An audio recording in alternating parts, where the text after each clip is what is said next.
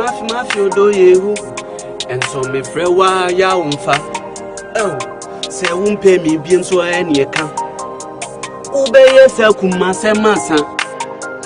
Now you have no choice than to switch up to Wasborn TV and stay connected. Wasborn TV, entertainment and more. 121,111. Then the rejected ballot 313,463. Then you get the total vote, the 13.4. So it was when he was quoting the total value vote, he misquoted the total vote cast. But the vote for the candidates did not change. Pania Tenen Kai, Director of Elections, Electoral Commission of Ghana, Dr. Srebuo Kweku. Onukroya da so agina ni jemu hurihuri a wosresre ni nyina ne sa bantie bi onya mfia duasan kron e wo sene empotam ho no bra na wo moto aban be ma ebo ni tirimu po se no anum wio se no anum tramo obi ntimi hu kukukuku enya no mra mefa eye ballot box no na asem no esie e wo tatobato ya no be ma ni din e de Christian no kweta wo mo chi no na wo mo chi no apepepe no e no mkokwaje box no mkwaje ya na yese NPP amyoko no seal de na ni ho no bi na brom ni koduru tachima circuit court pepepe no ana wo mo ebo be maker piem o tradwemu eye Justice Alexander Graham be ma pa cho ka sampo difo na oni fo die mu no ana ofan 3,600 o chese enokure nie be ma so so edifo na kwadu ado be bon nyina no ebo no kwakodam aboso nsia na afi won ma hyese emfie no machi onto abada ewo man mu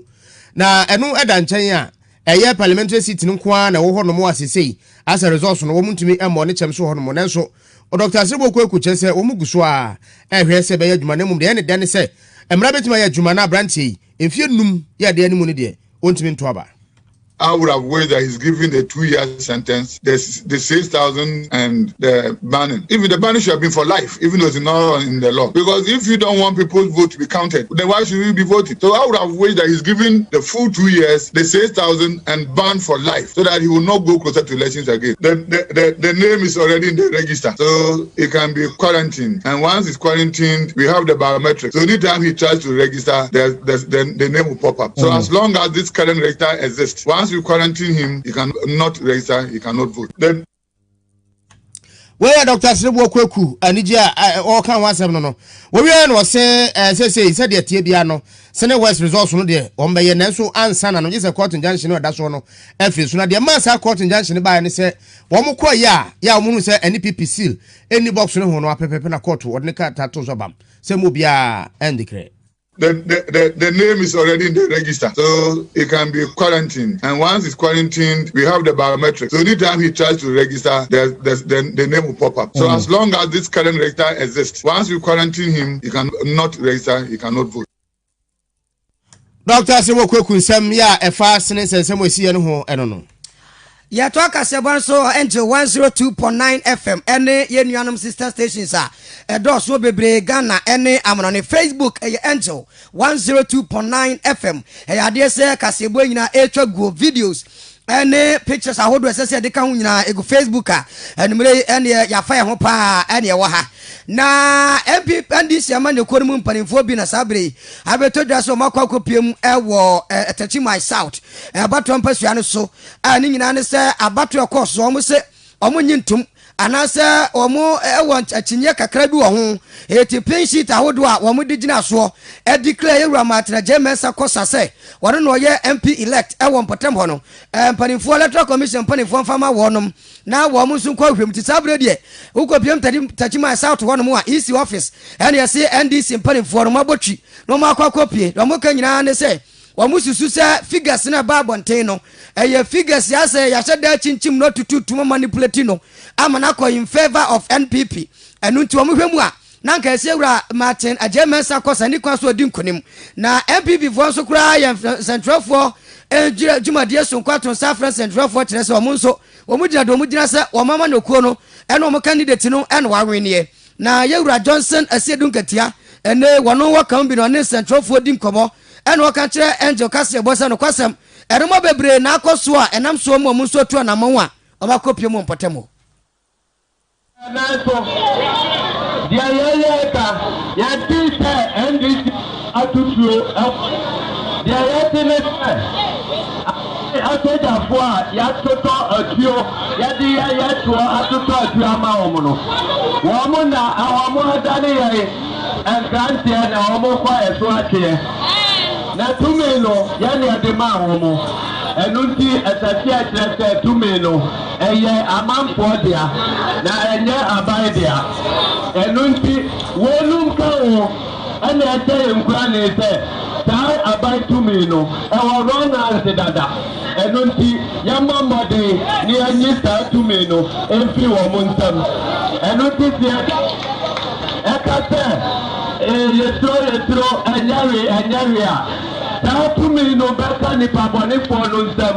na ɛfiri ɔkyerɛ kɔ no bɔne a wɔn mo de bɛdi no ɛbɛsɛ ɛnɛ die ɛno nti ɛsɛsɛ ɛnɛ yɛsɔre gyina na yɛgye yɛtumi na yɛde hyɛ nipa papa nsam na wɔbɛgu man no sɛdeɛ yɛ ɛno nti yɛaba yɛndeɛ deɛ yɛyɛ ne sɛ mmara bɛyɛ n'adwuma mmara a ɛsɛ sɛ yɛ n'adwuma ne sɛ yɛka sɛ electoral commission foɔ wɔn mo na wɔtumi sɛ yɛdikira resort a yɛnka sɛ obiara kɔtwa apɛtɛse no mu a wɔnyina baabiara ɛdikira resort. Etera Joshua said you can say General Secretary Adema NPDC Amanokoni attending Canano and Tachima Emanhine or Sia de Yakumfia me Toso 9 there to John Watcham Tressa was trying people in this in some massum Jabo Comra Sansia to way. Yet you assume Jumunia Fan Yaba Battery to attract Sika Kukumian. It's as a GHAN in Ebacopo, we are say. It is a Yanas a GHAN and I want to say free wa. Yet min Kotaza Biadan Naza Uzbekistan and Kazakhstan. And Kwawe Banchapesie and Tiantra Gan Yasum Jim na Yasun Toye. Appiah Bruno, see a bit me a balance equation. Bia a boom. Yen Ghana for Yen Tetman for Sabe, near to Quaya Free Nikroma or not so about better Hano, Bia a Japadia or Accra no Dorsosne, near Woody Crum, and now send a Japadia woman no, a dorsal chain or no yet a chain. So Etienne Bia was take Kakra, a womb. Take my man up Israel mine. Bia Nijamosa, open yet a Chima Kakra, a diabonento mano. Na enye by force say mo be ma ye di atuo ne sekan ne de afa ne ye pe mo ma ye mfa adwonto ato a ye mfa kasade na ye mfa nye saade no na saa bone no abatajuma man mu no mo ma ye mhwe na ye politician no should by now know the electoral laws any processes here ye for so a resolve election conflict in the disputes. Pania Terry Kaya Tatima Mine was said there you confirm your toss 9 and no dear foot sham man politicians. I'm sure for to Akasia one song when in Abato Muya European Union Election Observers Mission Ghana, almost so Bapro, Yambahe about one course or no Macamfo. I just said never be break or so I won't report no or much on a Katafama Kumako Etuminu. Ya wo mo chese den ya no ahwede enye den kosinkon entinye ni nyina na eyetro kansa na babi ho no mo anasi to kakra wom wose bra ya wo mo bie yese yeto aba no wo mo fa 34 police stations ya emu be se edu 9 de wo mo bie no brepepepepe no so no a ena fe di aka so ye aduonu no eno so mu dunkron e de chese eye don hwere ba ko bi ntam ena hya ase ena fe di aka ne de echeye be so don hwere ba ko bi achi ansa ena so e hya ase Babi ono mo ade omu yense na adwumefo no nye krado ho na je se wo mo nso ne ma wodo pi ya aba ne digu akwamu no eboaye as ohwe krampo no a na che se covid-19 protocols so so mo hye ne yi papa na wo mo akamfo a che se eden ya no a ene ma nyina enkonkosi pede amedu babi kura no ma bobo babi din che se babi abasabasa kakrasi ya wo akura nso ne hunu bie no eye asawase sunwane west ana feta chiman south enom ne ade na se wo mo yisa ne ma nyina to nchen ya bi wo ho no mo a na kwaya be faso kra no aya obetima nya information ade no na wakoye something which is that maybe won so nipa na bo apie so atwan ni nyina no wo mo kasa afa ho a wo mo ache se eyara na so wo mu su se emrepa mu no ebetimi aye papa achen we say esoso yanto akase boro so na yenko yanimwe pania wono no eya founder na fe leader Adema Jericho Movement International aputoja eya Bishop Matthew Asamwa ena whatever so body Emma Zongo communities ese nei wo motiwe dino mo na so pa na hwemu a na o ma yade na abato etu ye wonti pinche ne basa bia obabia na no danche o de futu o magana fo nyina se ya momoden se ye nyina no ye behwe se ya so dwu aye kura mu no ye be me na kura yen so obi aye obi bie watimi ntimi sima ka no wa bo me mabo ni bi wa butu me mabutu ni bi ye nya very tolerant sade ye be ya ye nkofa ohaw no oye na bi amagana esa se ya so dwu aye tim no eye ma yen oso pani dia futu nyina atu dwu sire se ema bibia nkosi se abato achi ena pinche bi ba ya emoja bi ko hwegu ye anasa akra bi ahua ye no ye ko hwere wo no no kwasem a ewom ene se no kuramie zongo community for no in fact akaba kuma pa se me bo mo abaso bo ma ya die pa omo abojima because night express no kia to aba obeti say yes I zongo say yes our happen see where you about to in fact man tibia sa edimbo ya tibia uti sa fidie ni gira kwenya isu pa se sofo zongo from mama baso samaya die mabo modin ya sumdua no mabo ho pan maya die pa because minim se mo so pegana sumdua Bishop Matthew asamwani atene kana watu aso no chemchire se wemu a emfa se WMP PNDC gum anase kwadonko enya no ye nyina ye Ghana forma after se beka se MP PNDC no o fili fom bia ayemeganayen ene ye ka erutie ma no nto ya adwum nda ye tirimu se ye Ghana fo sense amacho amenesem tie bekunkum ye ho wose ye nkomre nyina no election ye be to ba wi a nipa ba ko ne bedi anim se Ghana mampani nye nipa mienu enu ti Ghana no eye wan Ghana ne ye wo etie nyina ye mo ye ho ban se ye bebo Ghana ne ban ne asom ne atre asomdwem na bibrem ne amama aka nyina no omani bekoso abere ye se de asomdwe atena bie sentrapwa ye nyere ti ye sentrapwa ye chabo wo mo ani ade no mesre bebre me de ye minimi sentro ni bia anya djuma electoral commission ana minim se figure bia e de pia monten no the electoral commission bia to abonten ana sentrapwa so report to Ghana for mesre sentrapwa no mo ma ye omumu gidie because say ye so ntren fo mu gidie a why ne ye kwagini ni yes sentrapwa ya no mo na tienti we must have faith in them ye omumu gidie send ye tie bia na ye nyai se ye kasetia wo mo ye wo mo no da bi emfa asomdwe emma ye ba se bebe ye ni wo mo a na tie eti ni sre be brace and sentrapwa na ye di wo matem na ye sopa wo mo no eni die kwan so Ghana for mesre mo mo mo de se ye ba ma sa ye ma ni nyina abaye na me de no wodi die se onyame ne hene na onyame nsu ne tu hene sɛ ye tie bia mpanimfo wo ɔman ni mu a Ghana sima no na titire ni mpanimfo wo mu a nim sɛ wo mo de electoral commission na presse atoto niema nyina na niema nyina ye paye eti ye civilians no ye nyai nsɛm no mfa ma mpanimfo na mpanimfo ɛntena tinto niema nyina na nim sɛ onyame a otumi ade nyina ye no ɔno ankasa bɛma asomdwe atena ne nan mu na ama Ghana abɛyɛ krabɛhwɛ we founder na fe leader de ma Jericho Movement International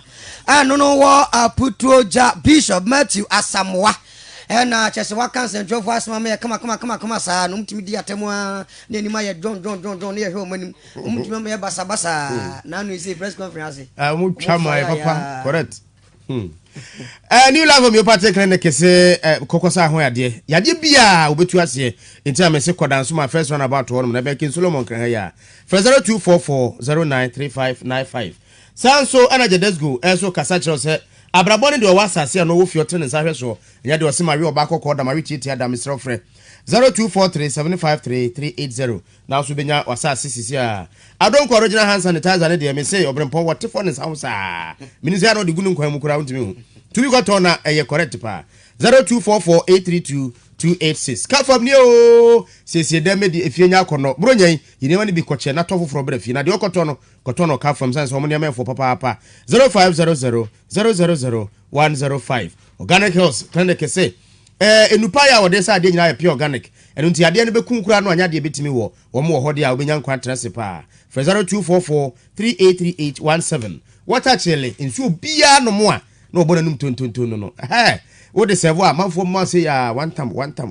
is that say correct 050 400 025023 05040050023 na bibia enko yem fama wo na ai freshman ne fresh lady ene fresco capsules wo ha ya de boa wo freshman no ma mema jiro na so ye vitality e wo mema no mutimi dun so fine so e na fresh lady ne so candidates menstrual pains ne how e to ba be twa na fresco so be isisi ya de ne koku e de afri so 0243559319 na super santi mosquito spray and no kwes so aban me tuntum nyina se to afri yeso and to bomodian so be ko market akwa koto bi e fa papa 0558 020374 na wapebi atu akoton no atobi so akosi udem atwa rural bank mfie aduanan ye since 1980 ene ba ye ya chepa so ntie ho asembodi bia ya dwuma ye so ani ntia mpacho fasika koto bosia na opa ye simple kra e de maw 0501387040 now near to rural bank ni so Ruta Life and Ruta Natural Complex and akwakofa dia ba omne kofa Ruta Mix and Ruta Titanic de ba ye Ruta Life ne boa mo atime na so na ayimua ene noma bi de yade ba ba oni padie no afiri mo immune system no so nya nwode yi papa 0244503443 obi eton ro bia so bi abu so Ernest Herbal ointment and industrial cover NS ointment the abadama so stretch marks pimples need razor bumps foot rot chicken pox any the kaka we to ase chuma me ointment so e dey acs your body no na fe e body pains ni kata de free so and a weak natural capsules so ho ani nyina ye papa 05 91134 na unie din so Zahara G capsules and Zahara Man capsules udama so a buana boost immune system amema ye mema na ma so aye mba papa de na ye Zahara and aye kanfo ede ama wabuso ba bia 0246348334 na fi Joy Industries akwakofa vehicle 20 the abadama so e boa immune system no enya hoɔden wotai brebre wo basa cold chichecho utiri ye ya fever rough ni vehicle 20 0244585531 abuzafo boa me ne fast da kase ema Eugene Osebema ena afi Emmanuela abla womo ena sisi kase bono ana afi Patrick Jenny nana Jenny edita nso be bofo mu a ehu obi wakwhye sisi ai yene ye kenka kase ne mamo eyemme Appiah Kubi kase bohene ushia me aframe wasa international mene nana ejei Obrempong CP of course bema 10 gram ahofa enviably enwedwame na ye sorry de me am ba than the one ba be dia donten am Apostolic Faith Mission International ya one headquarters ewo odoko tipa enyame asem kroje ayemfremu eba na won fa nsoma na nye tete fon so nkomo efie ya na oba general overseer Apostle General Dr. Degref to say kwame wo ba dandi somwe broadcasting live from the capital city Accra Angel 102.9.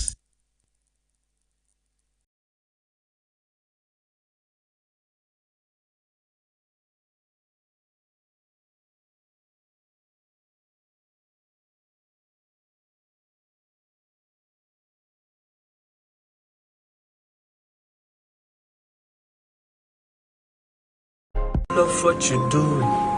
Sena wodi ya menana mami fili. Atajwa. Mene wodoni ye movie. Where your part one? It was Wasborn TV. What I say? Telling about all your entertainment. What I say? Just tune in. So. Mafi odo yehu. And so me frewa ya umfa. Oh. Se umpe mi bien so eni eka. Ube ye se kumase masa. Now you have no choice than to switch up to Wasborn TV and stay connected. Wasborn TV,